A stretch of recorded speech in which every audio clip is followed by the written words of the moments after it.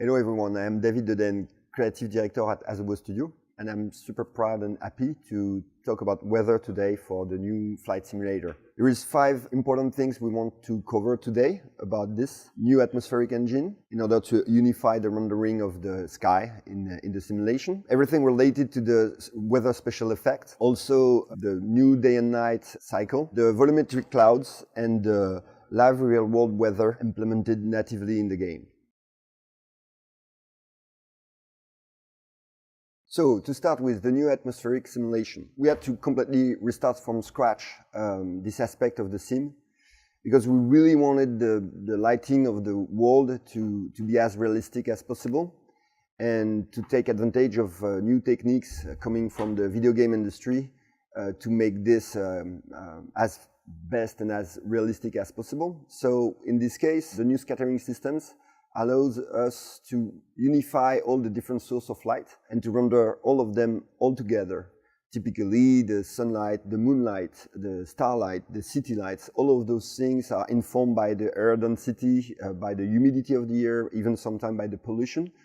And all those different layers of atmosphere are taken in account to scatter all the photons coming from those different light sources. So the shadows have also been really improved. Now the mountain casts shadow on the clouds, the clouds cast shadow on the mountains, the clouds cast shadow on themselves, and all of those different layers of clouds cast shadow on the ground, which gives a general feeling of realism which is never seen before.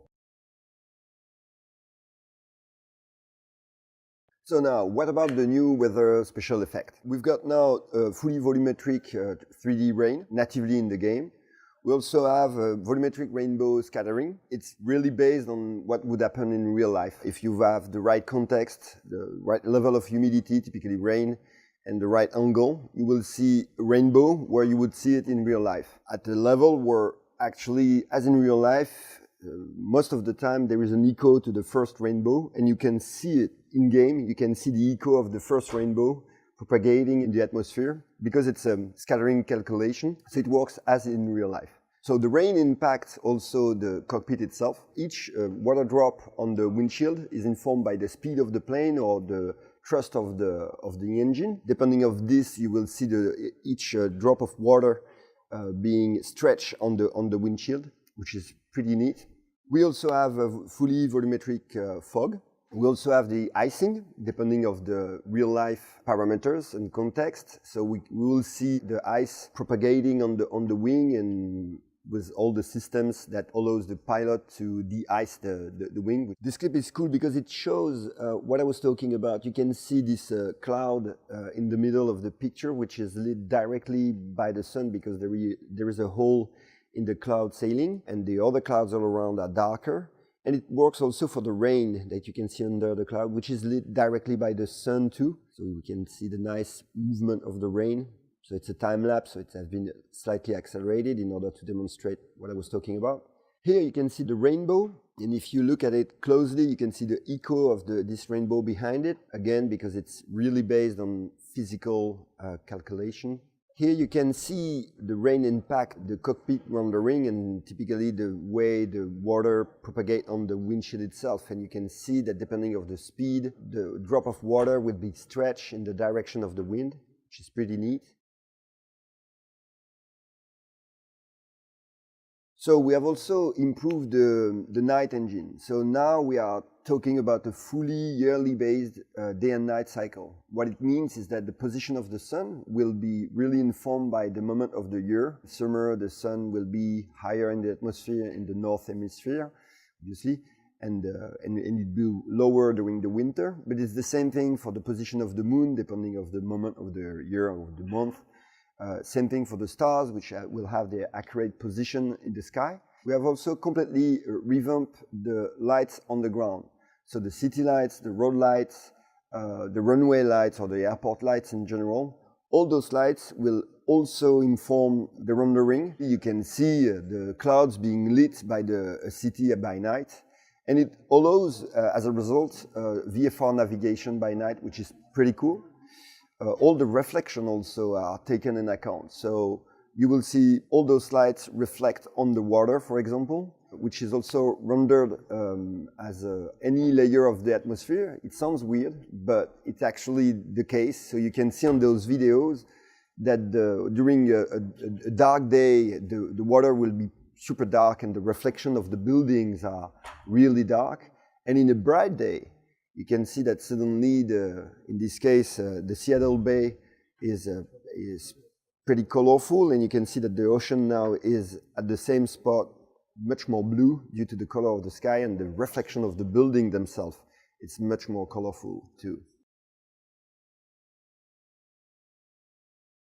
So now a few words about the volumetric clouds. To us, they are a little bit the star of the show, because obviously they are super important during a flight. They are generated based on 32 layers from sea level to high altitude. Each of those layers are informed by fuzziness, density, cloud shape, and all those clouds can be seen from any angle. There is no billboard effect. It's truly fully volumetric. They are not only visible from any angle, they are also informed during their life by the updraft, the wind, their dissolution, their formation, that you can see if you observe them exactly like it would be in real life, informed by the real life weather. So it's really neat.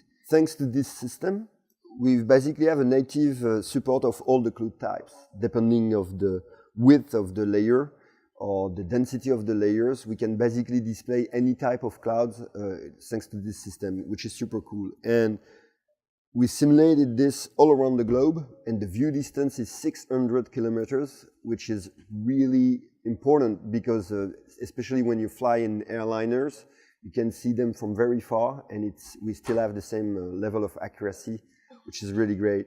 In this video, we can see that even inside the cloud, the density of the cloud can evolve, and that when we go under them, you can see that the clouds cast shadow on themselves. Those two layers of clouds also cast shadow on the ground. On this one, you can see how the updraft informed the formation of this storm. As a result, now I would like to show you this video where we can see the different type of preset we've got in the game. You can change them on the fly, from clear sky to broken sky to stormy weather to rain, etc. All those presets are accessible directly from the in-game interface.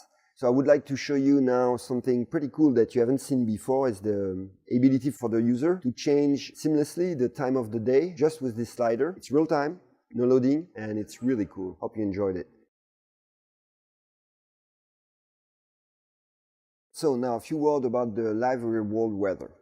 Based on everything I've said so far on the weather system, the architecture of the rendering of the weather has been made in order to also be able to receive real world data and to inject those data directly in the engine to represent the real world as close as the data we actually collect all around the world. Those data are somewhere around 60 different layers everywhere in the world. Each of those layers, again, define the level of humidity, density, fuzziness of the different clouds type. We inject that directly in the engine, and it gives us as a result exactly what we would observe in real life.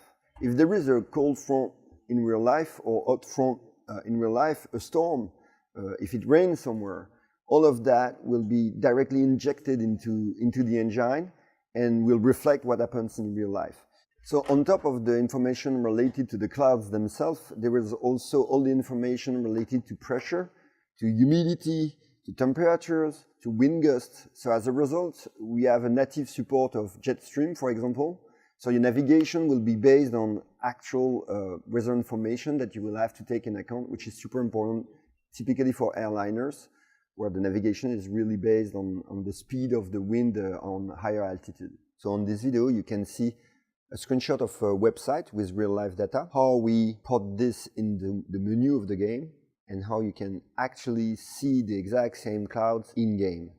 So to conclude this video, there is 3 highlights. The fact that we have a full spectrum weather that you can edit on the fly, real-time, seamlessly. That we have a fully volumetric sky, and also that the live real-world weather data can be injected natively in the engine and gives you exactly what you would have in the real world. So I hope you've enjoyed this video. Thank you for watching. See you soon.